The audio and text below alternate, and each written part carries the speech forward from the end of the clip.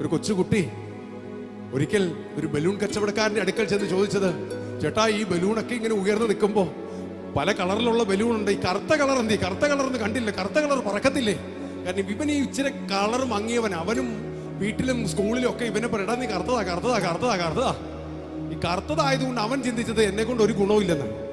ചേട്ടൻ പറഞ്ഞു, പൊന്നു മോനെ, ആര് പറഞ്ഞു? പുള്ളി ആ ബാഗ് എടുത്ത് കറുത്ത അടിപൊളി ഒരു ബലൂൺ എടുത്ത് കാറ്റങ്ങ് നിറച്ച് പറത്തി വിട്ടപ്പോ ഇത് പറക്കുവോ? അപ്പൊ ആ ചേട്ടൻ മോനോട്, ആ കുഞ്ഞിനോട് പറഞ്ഞു, പൊന്നു മോനെ, കറുത്തതായാലും വെളുത്തായാലും കുഴപ്പമില്ല, ഇതിന്റെ ഉള്ളിൽ കാറ്റ് നിറഞ്ഞാൽ നമ്മുടെ പുറമേയുള്ള കളറോ നിറമോ എന്തെങ്കിലും വെച്ച് നിങ്ങളെ ആരെങ്കിലും വിലയിരുത്തെങ്കിൽ നിങ്ങൾ നിറയ്ക്കേണ്ടത് പുറമേ ഉള്ളത് ചിന്തിക്കേണ്ട, അകത്ത് പരിശുദ്ധാത്മാവ് നിറയട്ടെ, അകത്ത് പ്രാർത്ഥന നിറയട്ടെ. പുറത്ത് എന്ത് തന്നെയാണെങ്കിലും യേശുവേ എന്റെ അകത്ത് ദൈവത്തിന്റെ വചനം നിറയട്ടെ, എന്റെ അകത്ത് പ്രാർത്ഥന നിറയട്ടെ, എന്റെ അകത്ത് ആരാധന നിറയട്ടെ. നീ ഉയർന്നു പോകുന്നത് കാണാം. കാരണം നമ്മളെ ഉയർത്തുന്ന മീൻപിടുത്തക്കാരനായ പത്രോസിനെ ഉയർത്താങ്കി, അവൻ കഷ്ടപ്പെട്ട് മീൻ കച്ചവടമൊക്കെ നടത്തി സ്വസ്ഥമായി ജീവിച്ചവന്, പക്ഷെ അവനെ കർത്താവ് ശിഷ്യന്മാരുടെ തലപ്പത്തേക്ക് ഉയർത്തിയെങ്കിൽ, ഇങ്ങനെ എന്താണ് കലപ്പ വെച്ച് ഉഴന്നു നടന്ന എലീശയെ പ്രവാചകഗണത്തിലേക്ക് ഉയർത്താങ്കി, ആട്ടിടകനായ ദാവീദിനെ ഉയർത്താങ്കി, പുറമേ ഉള്ളത് നോക്കി നീ നിന്നെ കുറയ്ക്കണ്ട.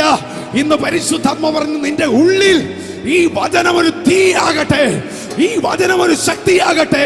നീ തളർന്ന് ചുരുണ്ടിരിക്കേണ്ടവനല്ല,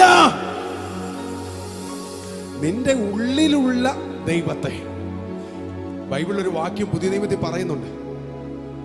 പൗലോസ് പറയുന്നത് രഹസ്യമാണ്. എന്താ രഹസ്യം? യേശുക്രിസ്തു നിന്റെ ഉള്ളിലുണ്ട്. മുതിർന്നവരെ, സഹോദരങ്ങളെ, ആര് പഴിച്ചാലും ദുഷിച്ചാലും സിംഹക്കുഴിയിൽ ദാനിയേൽ വീണപ്പോ പരിശുദ്ധാത്മാവ് പറയുക, ദാനിയേലിനെ എന്തായിരിക്കും പിടിച്ചു നിർത്തിയത്? അവന്റെ ഉള്ളിലുള്ള ദൈവത്തിന്റെ സാന്നിധ്യം. യോസഫേ, ജയിലിൽ എന്താ നിന്നെ പിടിച്ചു നിർത്തിയത്? സഹോദരങ്ങള് പൊട്ടക്കിണറ്റിൽ ഇട്ടപ്പോഴും യോസഫേ, നിന്നെ എന്താ പിടിച്ചു നിർത്തിയത്? ദൈവത്തിന്റെ സാന്നിധ്യം.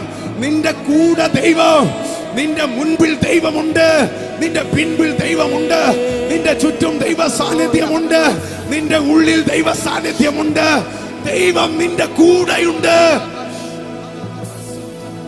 കുഞ്ഞുങ്ങളെ, ആരെങ്കിലും നിങ്ങളെ കളിയാക്കിയ, ആരെങ്കിലും കളിയാക്കിയ, നമ്മൾ പറയണം, എന്റെ കൂടെ ആരുണ്ട്? യേശുവുണ്ട്.